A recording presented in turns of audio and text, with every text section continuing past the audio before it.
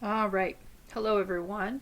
This presentation will wrap up the last few components of your ePortfolio, the introduction and the cover letter, and also review the evaluation process and submitting additional portfolios.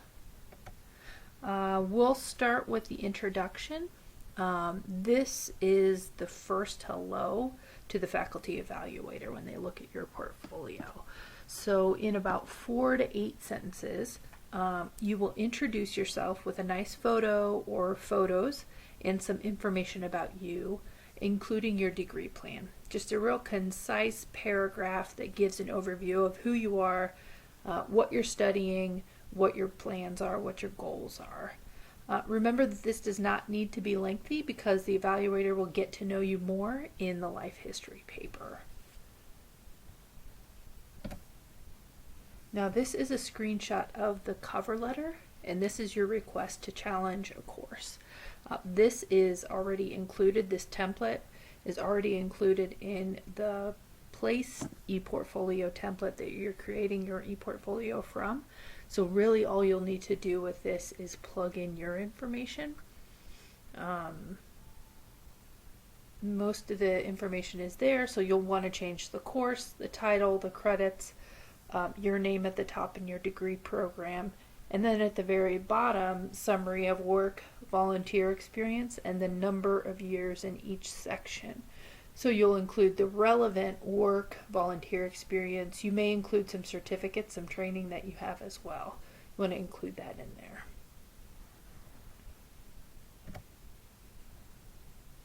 Okay, so that quickly wraps up the last two components of the ePortfolio. So moving on to the evaluation process.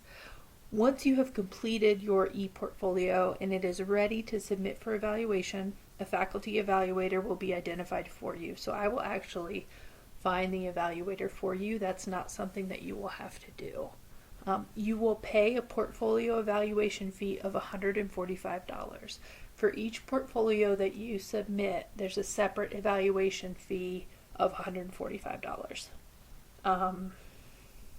After that, after you've paid that fee, the faculty evaluator will evaluate your portfolio and award a P for pass or U for unsatisfactory, or that evaluator may ask to meet with you to get more information or to do a little bit further assessment if that's needed.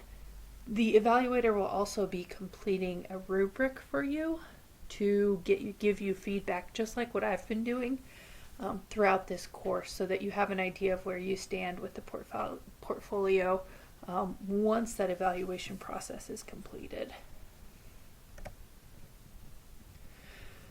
Okay, so when submitting additional portfolios, you do not have to retake the PLACE course. You only have to take this class one time.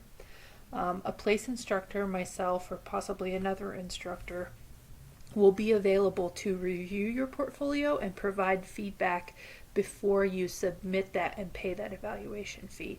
So that service is still available to you to get feedback on your portfolio, make sure you're confident to submit it. The evaluation process is the exact same as what we just discussed, only you don't have to take the PLACE course again. You can submit additional portfolios at any time throughout your degree program, and there is no limit on when you can submit them. Although, for the purposes of degree planning and moving forward with your degree progress, it's best to submit them within a couple semesters of completing the PLACE course. That makes sure that everything that's in your ePortfolio is still up to date. You don't have to worry about going back through each component and updating different things.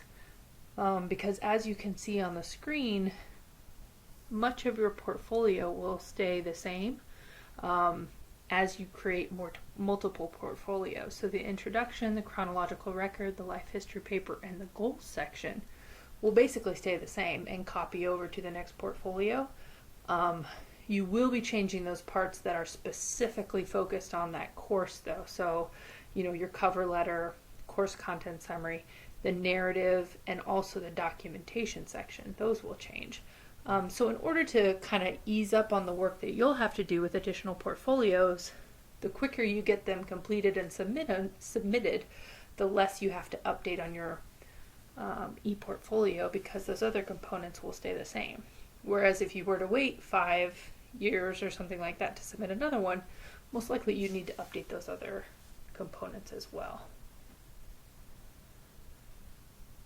And there is information on the left-hand side of the Blackboard site, creating additional e-portfolios. There's a step-by-step process that you'll be using later on to create an additional portfolio so that you know how to do that. All right, so you're in the final stretch. This time is vital to review, revise, put the finishing touches on your e-portfolios in preparation for submitting them for evaluation. Please let me know any questions you have. Keep up the good work. You're almost there.